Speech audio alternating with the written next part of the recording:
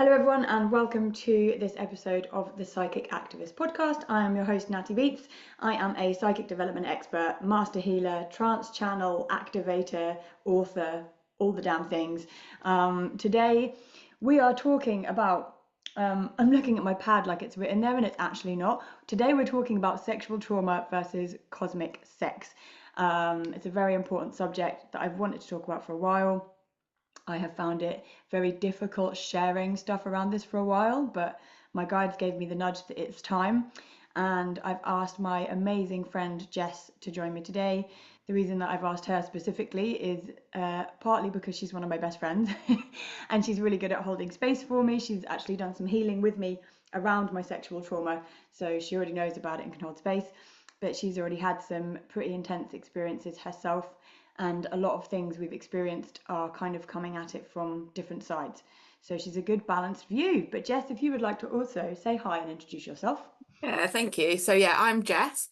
I've been delving into my behavior patterns with sex for probably about 4 years, completely transformed my life through a lot of hard work and healing and clearing. I really want to share because I feel like there's a lot of strength and power in sharing our vulnerability with people. And so many women have experienced what we have in different ways. And through us talking about it, I think we'll be able to help other people start to look at their journey and how they might be able to move through it. Yeah, man. Hell yeah. I'm all about that. I was just about to say normalizing sexual trauma, but that's not what we're doing. We're No. normalizing talking about sexual trauma. As you can tell, my energy is a bit scatty this morning. I already messaged Jess about an hour ago saying, I'm really anxious about today's podcast, just because, like she said, it is sharing really vulnerable stuff, which can be a little bit tricky.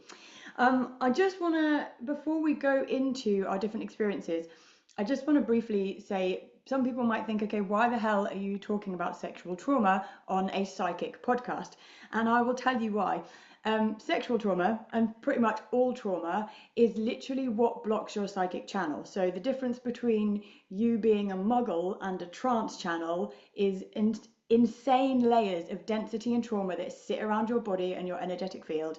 Many of this is from past lives and ancestral lines and all of that. A lot of it's entities and attachments and curses, vows, spells. But probably the heaviest, apart from trauma from taking another person's life, is sexual trauma, because sexual energy is life force energy. It's kundalini. It's how we turn into a psychic and a healer when it rises and we're able to utilize it and tap into it. So when we go through sexual trauma, this becomes very, very blocked. It becomes dense. It becomes heavy. And so many people are blocked from their power and their psychic abilities because of sexual trauma, not just past lives and ancestrally, but stuff that's happened in this life that can build up.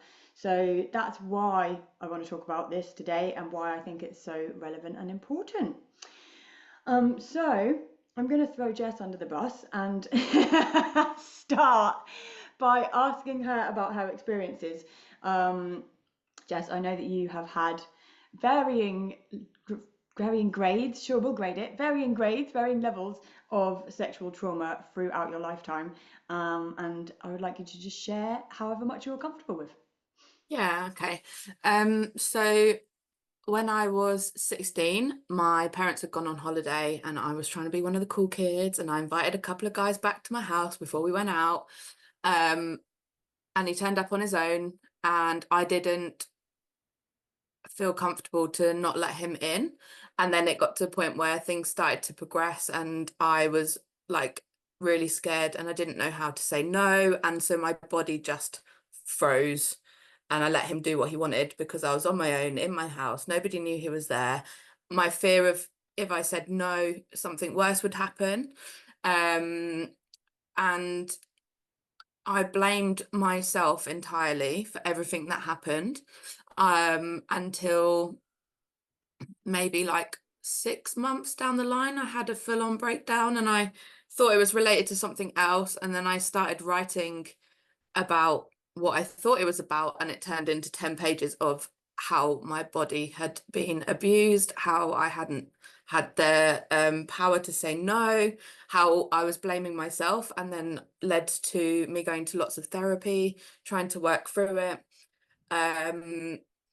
not ever feeling like I deserved to be with somebody. So if I met somebody that really liked me, I would sabotage it because I didn't feel like I deserved to be loved. And then that led to 12 years of a coping mechanism that it was me going out and deciding who I was going to sleep with and having the power and being fully in control of whatever situation it was, because I had had that power taken away. And that became incredibly addictive. I was dopamine chasing. I would drink and party and then go out and sleep with somebody and didn't know how to break that cycle.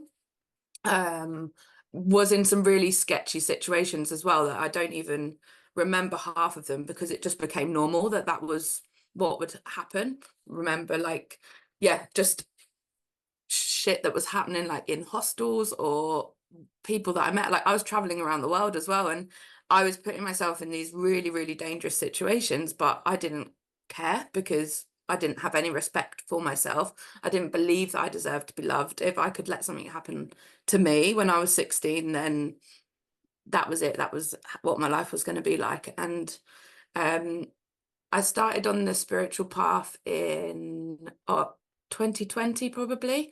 Started with a Kundalini awakening, had no idea what was going on. Like all this like crazy energy and crazy shit was happening to me, and really started on the path of kind of like starting to look into the trauma that I've had, look at the reasons why I'm behaving in the way I'm behaving, why I accept the crumbs of affection that people give me because I don't feel like I deserved anything else. Started to change my approaches to sex in that I convinced myself that I could have no strings attached sex, but only if it was a, a spiritual connection. Um, and thought that that was me moving onto my new path. And then I ignored all of the signs from the universe, and I ended up in I think I got drugged. I don't remember how I ended up in this situation, but I ended up in this situation after a night out. There was two other men there. I like completely blacked out, and I could just remember like little bits of the night. Um, and it wasn't until a couple of days later that my friend was like, "Do you think you might have been drugged? Because like you never fall asleep in a nightclub for one, and you're telling me you fell asleep in a nightclub and you have no memory of like you've just got flashbacks of what's going on." And I realized that, yeah, I think that I was drugged and that I had got raped and that I didn't and I wasn't gonna not face it this time, because when I was 16 I didn't face it at all. So I was due to go to Shambhala, which is a festival which could either be very party or very spiritual and very wholesome. I decided that I was going to go because actually I needed to be in the healing field. I needed to go and access all of the support that was available, and I needed to be around people that I felt safe with. So I turned up to the festival on my own. I had my caravan. I was like, had my safe space, and I told the people that I was closest to what had happened. They could hold space for me. I went to the healing fields. I had energy clearing. I did breath work. I didn't drink, I didn't do anything. I was just there to like really work through processing the trauma and clearing it out of my body within a week, like getting rid of it, getting rid of the energy that was there, healing myself. And it's almost like that completely closed the 12, 13 years of behavior that I'd done, because it had happened again like 12 years later, and I could face it in the way that I didn't face it before. And that was so powerful, and it almost closed that cycle of like trauma response behavior, I guess. And then since then, like my life changed massively since then. But yeah, it's A lot. been a journey. Yeah. Oh, thank It's you been a so much journey. for being brave enough to share all of that. I want to circle back to a few things. You covered so many different things, and there's a couple of things that I want to pick up on. The first thing, which we didn't write this down in the bullet points when we were doing this before, is talking about the freeze. So you were saying that your body like froze and that you were unable to do anything. Um, that's something that I have experienced, started happening to me, but it was something that started happening when I wasn't in any danger, when nothing essentially bad was happening to me. It was just a response that started happening in my body because I hadn't listened to my body for so long. So it was like in a completely different situation. So I had no idea why it was happening, and I didn't resonate with it as being like a traumatic response. So if I give a little bit of background on where I guess the bulk of my trauma came from. So first of all, I want to preface this by saying I had really bad imposter syndrome from even saying out loud or claiming the space of having sexual trauma, because similar to Jess, I've had a lot of people that are very close to me that have been attacked really badly, that have been raped, that have had horrible things happen to them. And because something like that had never happened to me at this point, I just was like, well, I don't have sexual trauma. I love sex. I've always loved sex. I've had loads of it. I haven't cared who I've had it with. But when I started to unpick things after my body froze with someone that I loved, and found out that it was all of the times in my life that I said yes when I meant no, and all of the times that I had sex with people as a way to fit in, because I wanted love. I had like daddy issues and abandonment issues, and just always felt like an outsider. So the way for me to get love was through sex. I lost my virginity to someone who did not care about me. He was a lot older. I was 16, and my first experience of sex was me completely disassociating, sitting on top of him like they did on the TV, because they just do that on the TV. So I was like, right, that's what you do. And I stared at the TV set that was next to his bed. I remember that there was a Solero ice cream advert on the TV. Like, that is the most clear memory. And that was me losing my virginity. That was my first introduction to sex. I carried on sleeping with him for a year afterwards, and I just did whatever he told me to do. I didn't enjoy pretty much any of it. I had some quite unpleasant experiences, and just stuff that as an adult looking back now, I'm like, whoa, dude, it's really not okay to send a taxi for a 16-year-old, to get the taxi driver to give her an ecstasy tablet and say, this person says this is for you. And then you get to a house and there's this person that I was sleeping with and his big scary friend. I can't remember exactly what happened that night, but I remember he was like trying to ask if his friend could watch or something, and I managed to say no, which in hindsight, very proud of myself. But I also remember that we ended up having sex on the sofa, and like the upstairs door was open. It was just the whole thing was horrible because I was on drugs as well. It was very spacey. I wasn't going to not take the drugs because he'd given them to me and told them it was for me. And at that time in my life, I took a lot of drugs, so I didn't want him to think that I wasn't cool by not taking the drugs. But there's been loads of little things like that, especially when I've been drugged and alcohol, where I've been with someone that I don't want to have sex with, and I haven't said no because I don't want them. Generally, I didn't want them to think I was a prude or think that I was uncool in some way or like disregard me. I thought, okay, if I have sex with them, then it's going to make them like me, and I did that for absolutely years until my body had this freeze response. But it was with a loving partner, and it was because this was just before my awakening, and it was because my higher self and my body was telling me there was something really wrong. This partner broke up with me a week later, so it was like some weird trauma response. I'm going to call it a multidimensional trauma response, because it wasn't related to the event that was taking place. It was related to the event that was going to take place in a week, which was so traumatic it caused my psychic awakening. Multidimensional trauma response is what I had. But then it happened again, similar to Jess, in 2020 after my awakening. I met someone who claimed to be spiritual, and we'd had lengthy conversations about sex and about what we did and didn't like in the bedroom. And there is something for me that is an absolute no-go. I'm not going to go into full details of it because I think I might actually break down crying, and I want to be able to do this podcast. There's a certain sex act that makes me really, really uncomfortable, and I told him I didn't like it. And the first time that we had sex, he basically pinned me down and started doing it anyway. And I had never in my life been brave enough to tell someone to stop before, and that was the first time I was brave enough to tell him, like, I told you I don't like that. And his response was to say to me, stop kink shaming, and stop being such a prude. and carried on, and my whole body just froze. It was like I was paralyzed. I couldn't move, and my head was screaming for me to do something, but there was another part of my head that was saying, he's right, you are just a prude. You're just like, don't kink shame him. This is what he's into. If you want to be with him, then you have to do this. So it was like this internal dialogue. And then afterwards, he tried to have sex with me, and my body froze up again. So there's kind of different types of freezing going on here. There's one that's where the muscles in your vagina actually cramp up, like they tighten, so that physical penetration is completely impossible. That one would be quite useful while you're getting sexually attacked, but that didn't happen to me during an assault. It happened to me when I'm with someone and trying to have sex, usually loving partners. Have you ever experienced that before, when your things just stop working?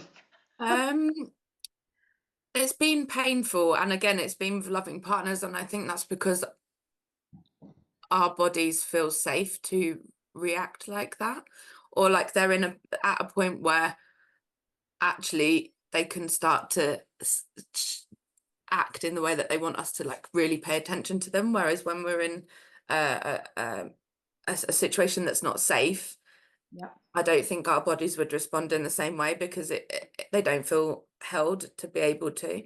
So I found that lots of things did come up when I felt like I was with someone that was safe, and it didn't really make sense.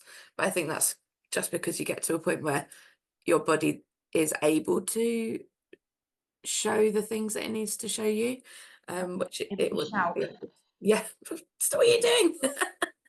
Yeah, that's pretty much exactly what happened to me when I got into a long-term relationship after my awakening. We just stopped being able to have sex because my my hoo-ha kept closing up, and it was because I the self-discovery and healing led to the exact same thing, that my body, I hadn't listened to my body for so long that now my body was forcing me to listen, and what it was is that my body was craving a complete different level of sex. It wasn't craving what I call muggle sex or 3D sex. I had someone, a healer, actually say to me when I was going through all this, I'm sorry to say this to you, but you've never had sex before. You've done the whole porn star, like natty porn star thing, and I'm sure you've been really good at it and guys have loved it and you've probably had fun too, but what you see on porns isn't, that's not sex. And it made me cry my eyes out, and I went on this whole self-discovery about what sex was. And at the time, even with my partner, even though we were in love, we were still falling into the old, I guess, 3D sex patterns, and I was completely unable to ask for what I needed. And due to his own stuff, he was unable also to hold space for that. So we kind of just came to an impasse, but it led to a lot of healing on my part, which was really good. Um, the other thing that I wanted to cycle back to on all the amazing things that you were saying, was you talked about when you went to Shambhala Festival, and this time that you were able to completely clear the trauma from your body within a week.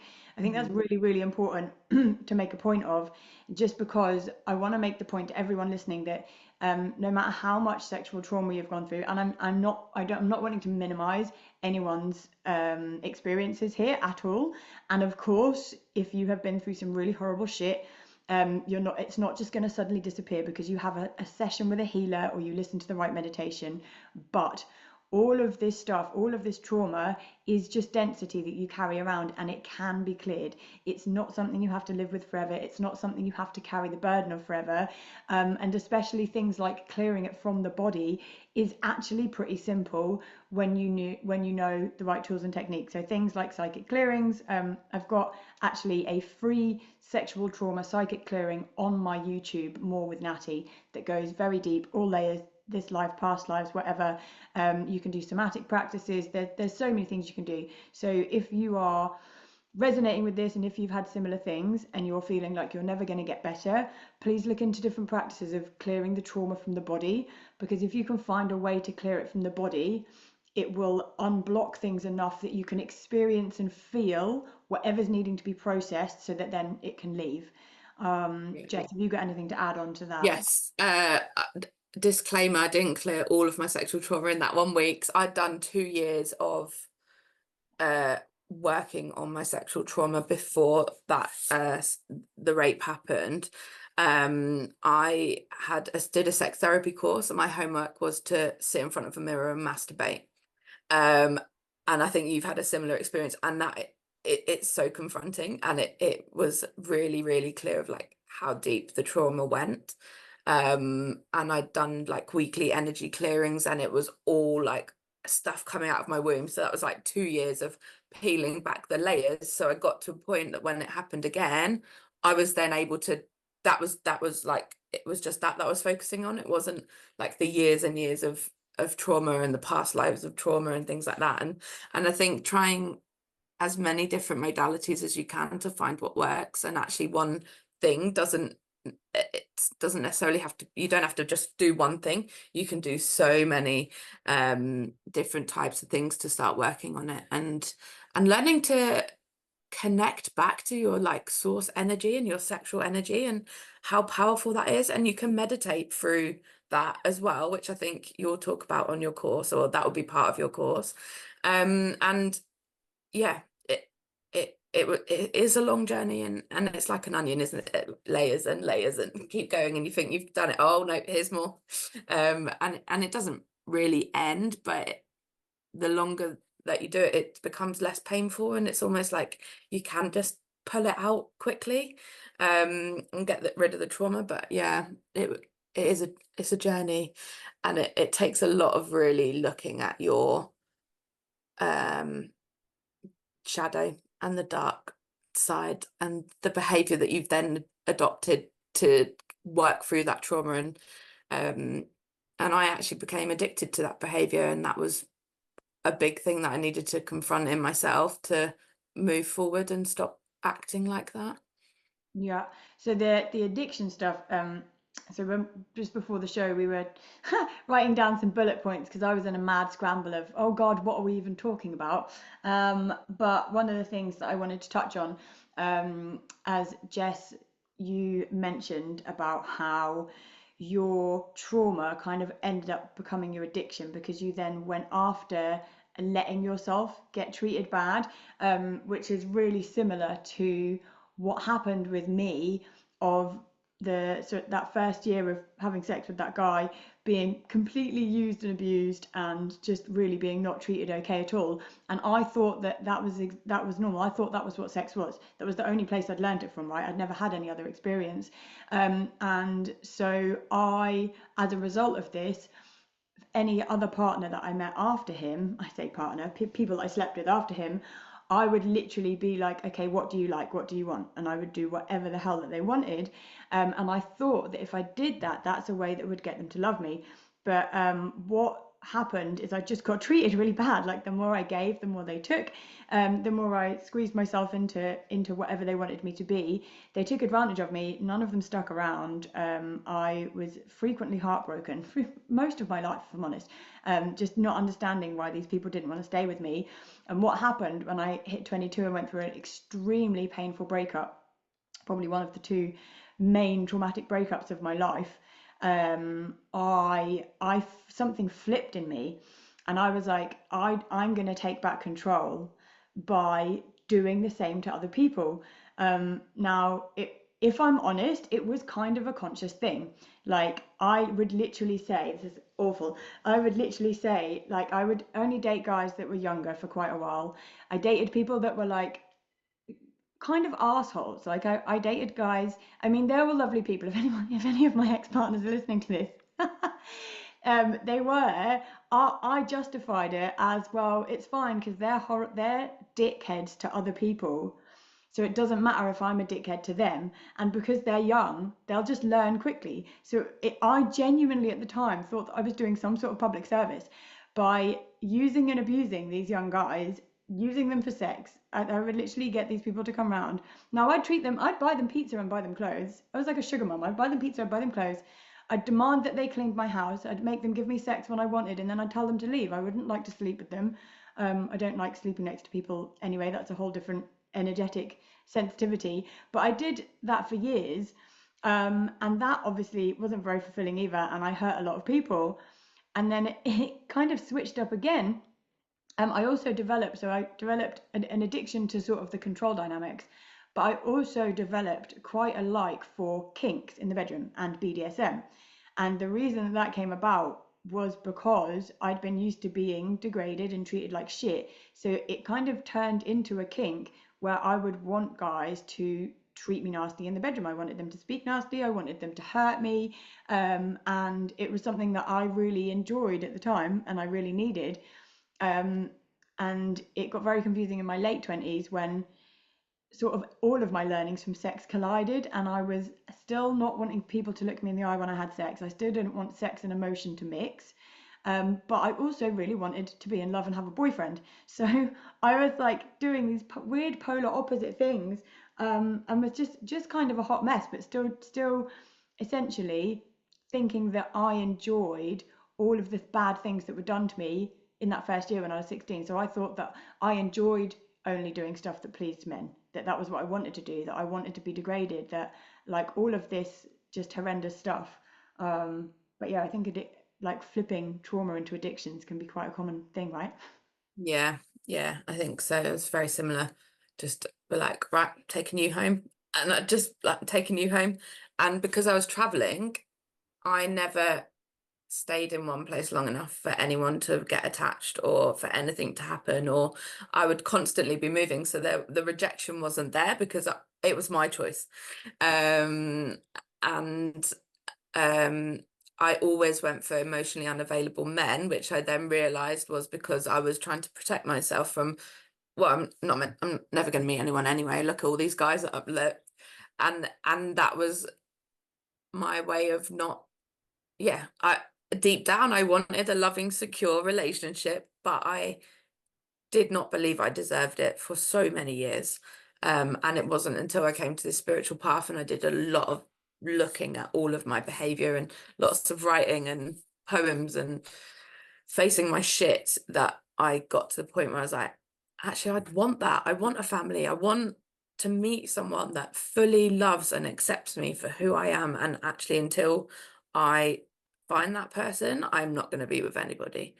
And that was like a huge, I was always bouncing from like next sexual encounter to next sexual encounter to a little fling with this person or a really messed up thing with that person, and just years of just jumping between Jumping. beds. Yeah. Amazing. So all of that resonates so much. And it also kind of brings us nicely into talking about cosmic sex, because you just said there about like when you found the spiritual path, and then you were like, "Do you know what, unless it's this, I'm not getting with anyone." So myself and Jess have been on very similar journeys. Like we've had very similar trauma, very similar past, very similar reactions, and we've both been on this journey together for the last few years. We both read a book called The Rainbow Tablets, Divine Union, Sacred Sexuality, around the same time. I mentioned this in my book, Upgrade from Within. If anyone's read that, you know the whole journey that this took me on. But we read this book, and it was honestly, it was like stepping into a warm bath. It was like all of the things that I knew deep down, but no one had ever said out loud. And I didn't know I knew until I read it. It was insane, but it was talking about like basically how a healthy relationship is supposed to be, and so many things that I just right Yeah. just I didn't understand. I hadn't come across them. And there are journeys after that. We both kind of went into, okay, not getting with anyone unless it's XYZ. Jess has now met a beautiful, loving partner. You've been with him for a A year and a half, year and a half. I think. And I've still been on the single Pringle journey of having huge patches of celibacy and different experiences. So we're going to talk now about our different experiences on our spiritual path and with quote unquote cosmic sex, and I guess just more connected divine unions. So Jess, do you want to tell me a bit about what happened when you met your partner and how it was different? Yeah, I think maybe just jump back a little bit before that, in that I got to the point where I was like, right, I'm not going to be with anyone until I meet the right person. Um, and then January 2023, I wrote a relationship visualization list. That's like new year, new me. I'm gonna do this. I wrote down 34 things and like got really, really clear with myself. What did I want from a relationship? What characteristics did I want from that person? I wanted someone that was working through their shit because everyone's got trauma, everyone's got baggage.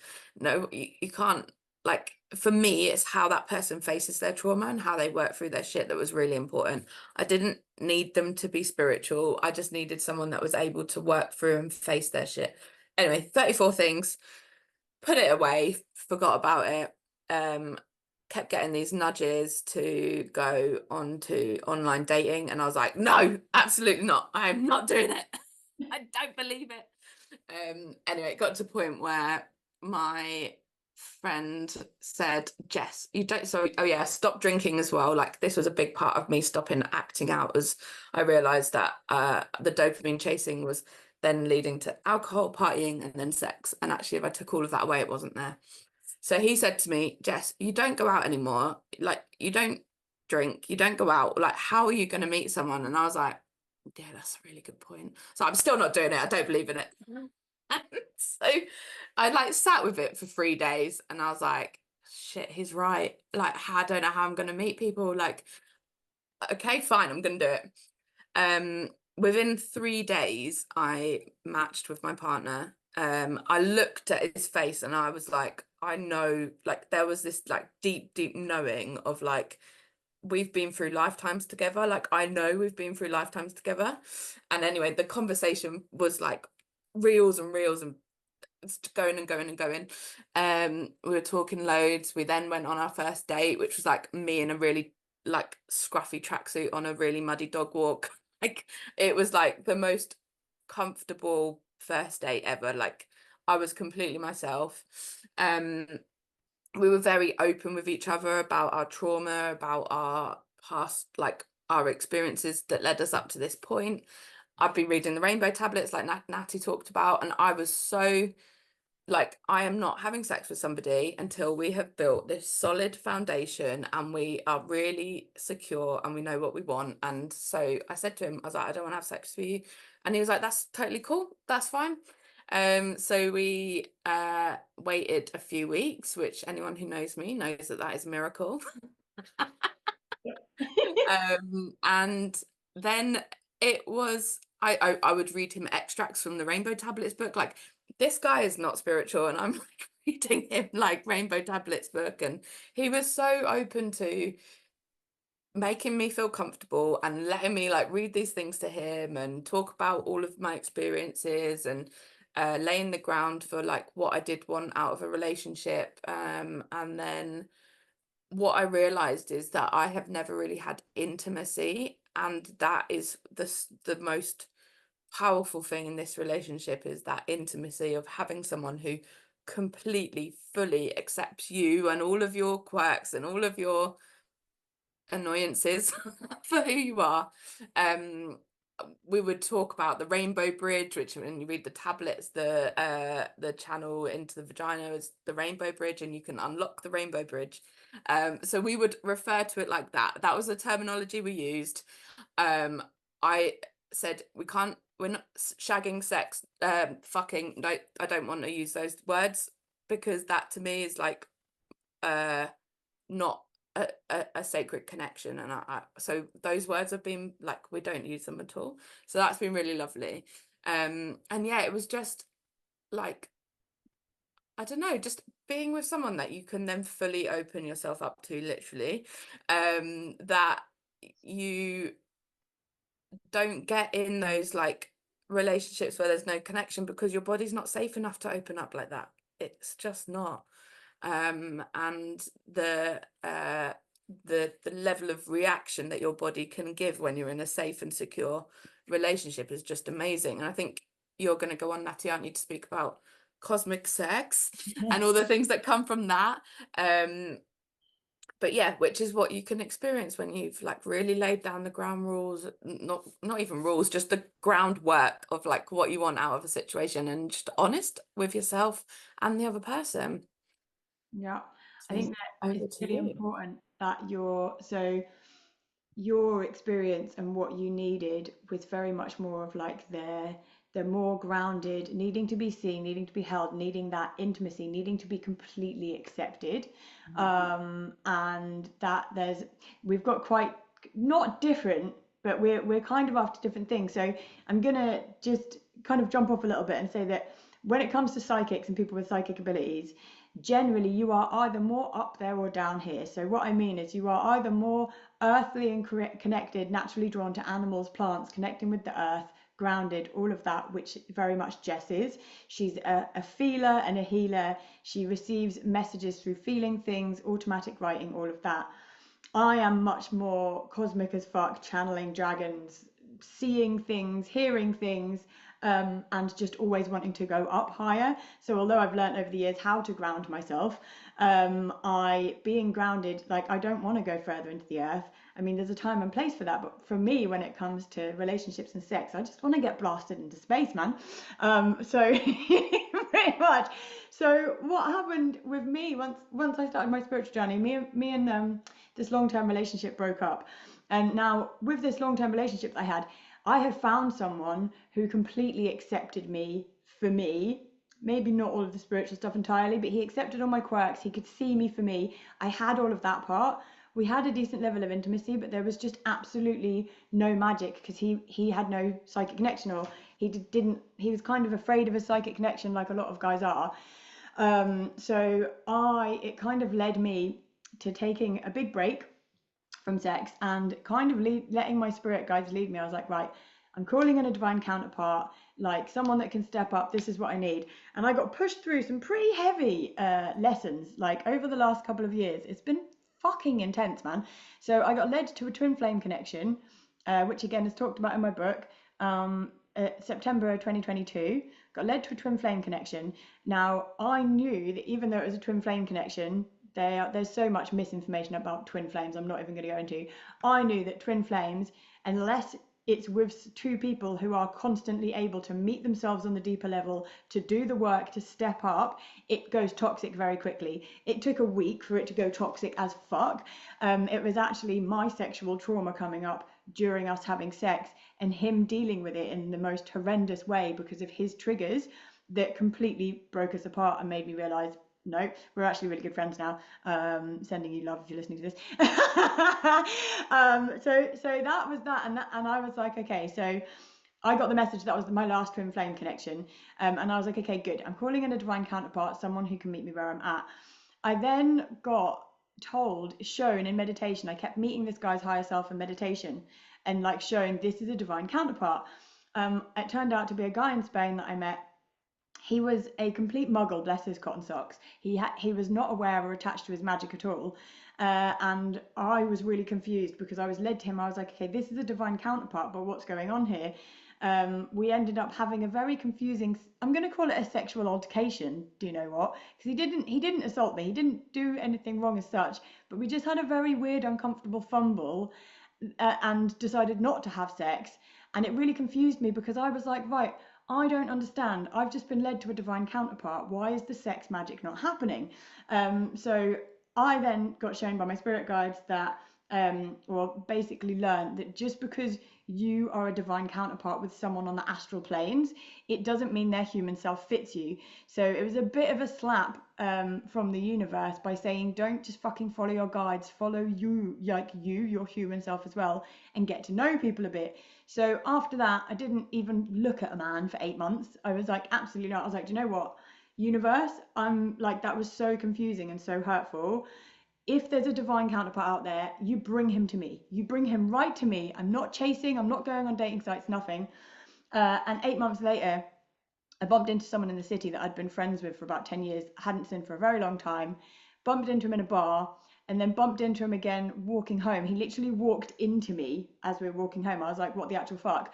I ended up snogging him, and we had a conversation the next day. Oh, by the way, 2 weeks previous, I'd been shown yet again another man in meditation and told, this is your divine counterpart. Like, they basically bring a new one in. Once you send one out, they're called stepping stone soulmates. They all come in, you learn something from them. I obviously had a lot of learning and healing to do, and a lot of my journey needed to happen so that I could teach it and help others through it. So I kind of, instead of going on a linear route to, yay, I'm healed, like more healed, here's a divine counterpart, I got bounced around the houses a little bit. That was a horrible phrase to use. So I met this guy and literally had a conversation with him. I said, I'm really attracted to you, and maybe we can start kind of seeing each other. But I need to tell you, I've been told by my spirit guides that my divine counterpart is coming in, and I don't want you to get in the way of me meeting my husband. Well, a couple of hours later, I did a psychic session with him, and he connected with his higher self, and I basically figured out pretty quickly that he was the bloody counterpart that I was being led to. We ended up, we had, the first time we had sex wasn't great because I went into my panicky, just wanting to do whatever, like muggle sex. And I messaged him the next day and explained exactly what had happened. He was really easy to talk to and said, look, I went into like the old me of having sex and I really didn't enjoy that. Maybe we should be friends. Then I went around a couple of days later, and this is the only time in my life I have experienced what I would say is cosmic sex. This next bit's going to get a little bit graphic, so if you want to skip it forward, now is the time. I'm just going to share it because, as promised with this podcast, I'm not holding anything back. So I got with this guy, and even though he was a muggle, basically, he was interested in spiritual connection, and he was starting to get interested in these things. So I was like, oh my god, I'm going to teach him all of the things. So I taught him a little bit of tantra and how to do like energy exchange, which I'll go over some tools and techniques at the end of this. But we basically spent ages doing light touch and energy exchange. And when it came to the having sex part, you know how on the TV and in porn and just in most sex, like they chuck their penis in there, they start pumping it a few times, and that's you're having sex. What I have learned from various experiences, but especially this experience, is what happens when you have patience and when you're doing things more energetically and you let your bodies do the work is absolutely insane. So instead of doing the whole pumping thing, we had sex. So he put his pee in my V. I'm trying really hard not to giggle. I'm so immature. He put his pee in my V. Basically, we're just going to minimize it down to that. And I got him to just hold me. And we were both deep breathing. And because I've had problems with everything closing up before and the muscles tightening, I really had to focus on really relaxing. Now, something that happened, which I literally sent a voice note to Jess, I'm pretty sure as soon as I got home, because I was freaked the fuck out, is he said he found a second vagina in my vagina. This is the only way that I can explain it. What had actually happened, which Jess explained to me, is my cervix opened up and I had a deep cervical orgasm. So what happens when you're with a partner and they're not just pounding away on your cervix with their little pee being like, let me in, which just isn't the way to go about things, right? If you just get him to wait at the door patiently until you allow him in, it's like it goes into this little secret chamber that I never knew I had. And while it was in there, again, we weren't really moving around or anything. He was having the most insane experience because he said that all of the muscles, all my internal muscles, were like squeezing and pulsing, which my brain, because I'm so visual, I just honestly saw like this little pink alien in my head, like massaging the end of his penis. I was like, oh my god, try not to think about that. But that is kind of what was going through my head. We had this most amazing, was having the most intense orgasms, as was he, without him coming as well, which he said had never happened to him. My whole body was shaking, which had happened before, but this was like next level. And I literally felt like, now if you've taken drugs, you'll understand what it felt like I was on MDMA and mushrooms and fucking nitrous oxide at the same time, laughing gas. I was like absolutely in a different world. Now, because we weren't in a loving partnership, and this was something that kind of just happened, it freaked us out quite a bit. Like both of us, afterwards, we both felt like we were really intensely on drugs. So instead of doing what you're supposed to do in this situation, which is just have a heart-to-heart connection, so lay on each other, hold each other, allow the energies to come back down to earth and the magic to sink in, like that's where the magic happens. We both got up, got dressed, and I got him to give me a lift home. He literally felt like he was driving under the influence. I got home and sent a voice note to Jess being like, what the fuck has just happened? And because of that happening, again, I was like, oh my god, this is like my divine counterparts for someone I'm supposed to be with. Nope, he just went through a Kundalini awakening. closed down his business and essentially left the country within a couple of weeks. This all happened within an eclipse portal as well. Eclipse portals are bloody powerful. So yeah, so that was my experience of cosmic sex, and then I had another 8 month gap, and then got with another guy who, again, we had a soul connection, but there was so many things that were going into my old patterns that I just shouldn't be with him. But I knew that it was like a healing thing. Even when I was in it, I was like, okay, this is something I'm healing and clearing. And then yeah, pretty much. I mean, where are we now? September? Yeah, that was Christmas. My mum's the But same. literally, but I again, similar to Jess, I've got to the point now. There was a couple of things that were going on through those couple of years. Because I was like, okay, I'm highly psychic. The odds of me actually meeting someone who is not only, I need someone to be a bit chavvy, a bit grounded, like down to earth. They need to be essentially like me. I can't be doing with a drippy hippie, like, no offense, love and light and all that, but I can't be dealing with wafty hippie whatever, which in my experience, most spiritual guys do that horrible elongated vowel thing and being a bit too soft and in their feminine, and that's not for me. So I need one of them that's also actually genuinely spiritually connected, so that they can hold space for all my insane psychic abilities.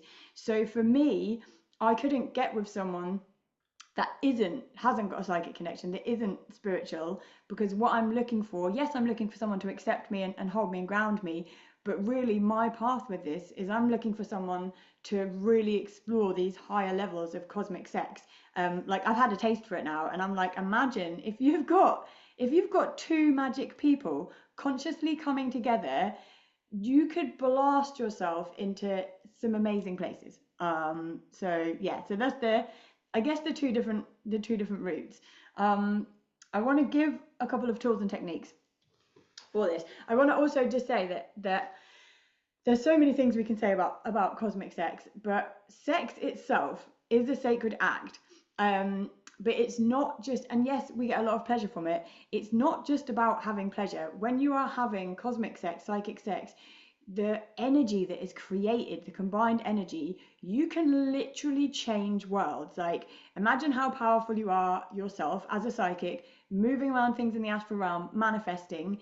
When there is two of you with a shared mission, with a shared path, coming together, consciously creating with your sexual energy, oh my God, I am so looking forward to these things. And I've got to the point as well where I'm like, I'm not having anything less. I'm not going to accept that, okay, I'm never going to find a psychic or a spiritual person or whatever. Like, I'm fucking done. I am literally done having fumbly sex or trying to teach a muggle how to open his chakras and learn Kundalini and all of the things in the 10 minutes before we have sex. It just doesn't work like that. But I want to give a couple of really easy, quick techniques just before we finish up this podcast, on how you can activate your sexual energy and like move it in a loop with a partner so that it radiates and builds both of you up. Now, you don't have to do this as a sexual practice. There's a way to do this. You can do it. I've done it with clients before. I've done it with my mentor before. You can do it with friends and family. And it's completely non-sexual. So everyone thinks that as soon as the word tantra comes out, or kundalini, that it has to be something sexual. Tantric energy, kundalini energy, it's just life force energy, okay? There's a lot of parasitical distortions and bullshit out there that makes it all about sex when it's just not. So one of the things that you can do, ground yourself, protect yourself, and connect your energy. I'm not going to go into this. This is in my book, Upgrade from Within. It's on all my meditations online. So you want to ground your energy, protect your space, connect with the divine, okay?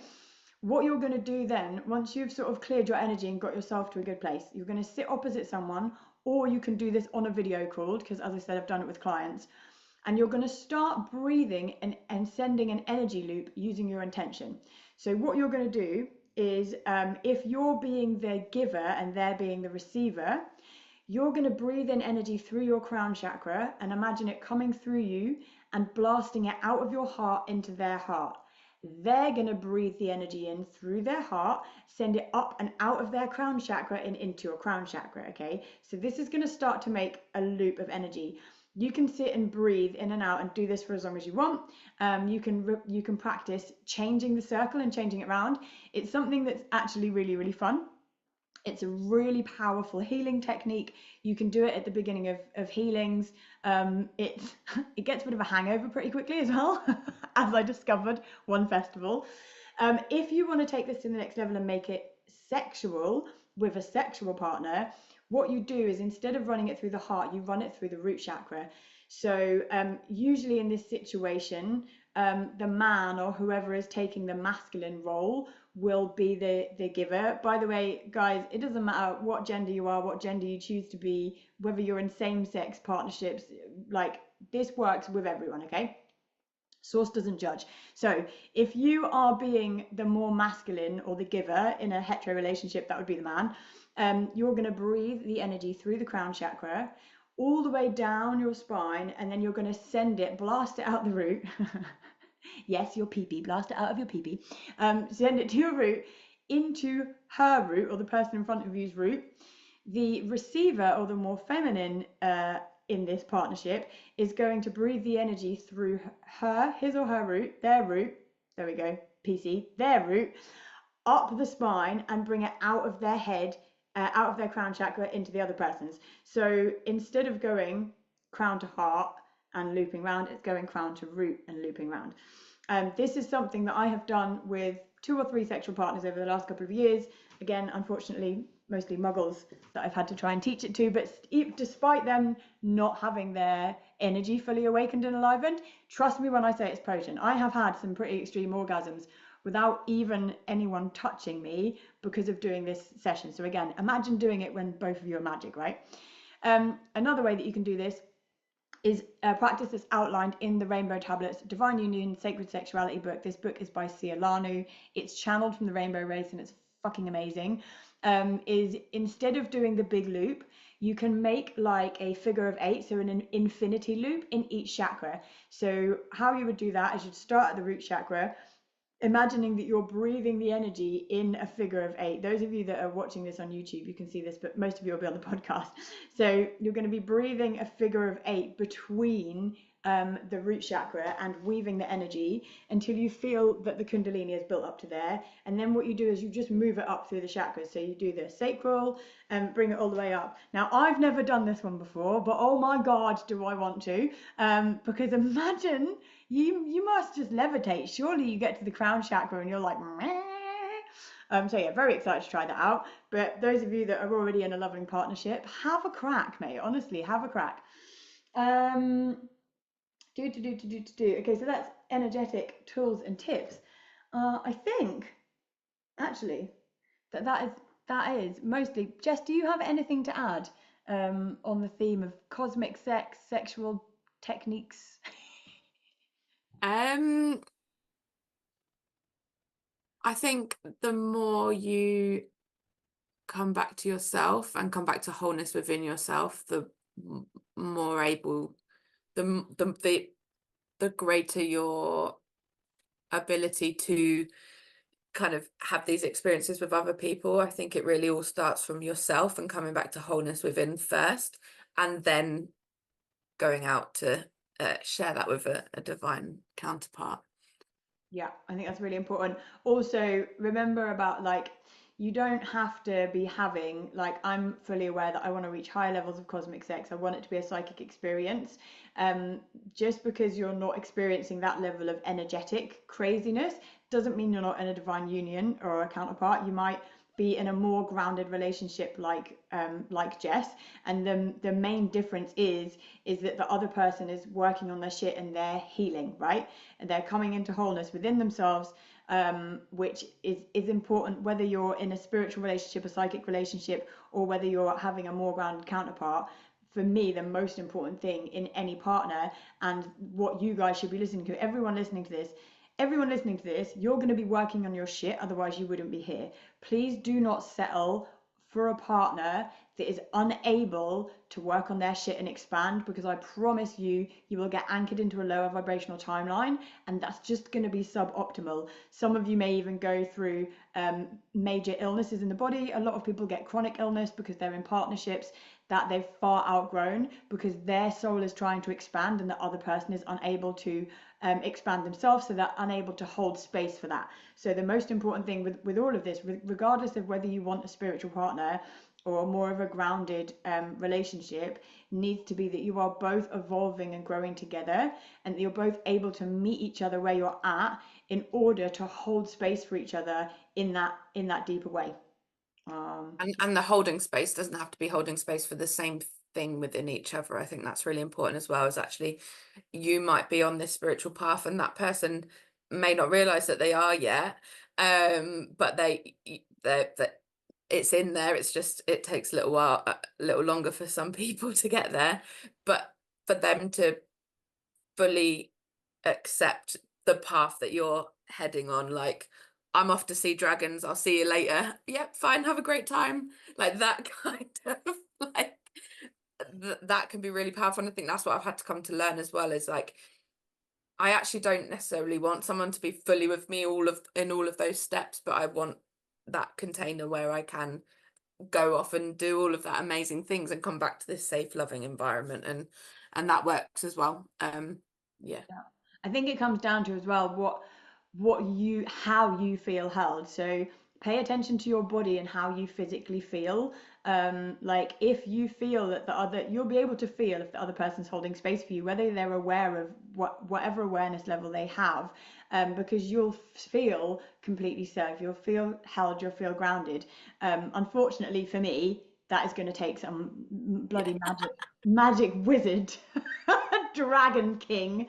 He's on his way. It's fine. He's on his way. I've been assured in the higher realms. But it's going to take some crazy dragon wizard king, because I have a lot of space to hold. Like it's me and all my dragons and the trance channeling and all of that shit. Just because this is the path that I've chosen, right? But for other people, it might be more important to have different aspects of them held and grounded and loved. And it's just about how it feels in your body and how you feel personally. So please don't listen to mine or Jess's stories and think, oh, well, I don't have either of those, so maybe my relationship isn't right. Go by what you feel. Trust your own intuition. As with all my podcasts, take everything we've said today with discernment. Only take what resonates, and yeah, don't just disregard the rest, pretty much. Okay, so we are about to jump off. I just want to finish up by saying, I'd love to know, by the way, if you enjoy this podcast, please jump on my social media, send me a message, let me know if this resonated with you. Again, as I said, it was quite a hard topic to approach. And I hope that we did it justice, and I hope that helped some people. Also want to just let you know that this is come through because I'm about to channel a huge sex magic 3-week journey starting September the 18th. So if you're listening to this when it first comes out, you still have time to jump on board for this live round, but then it will be available on my website also. I'm going to be helping people clear a lot of sexual trauma, activate their goddess codes, fully activate their kundalini, and it's all going to be channeled with my guide. So it's going to be quite an insane journey. It's going to be the biggest thing I've ever channeled. I've been being shoved through initiations the last couple of weeks, and I'm sure it's going to get heavier, just so that I can be ready to hold space. And part of that was finally talking about the stuff on this podcast and putting it out publicly. So hooray, we did it.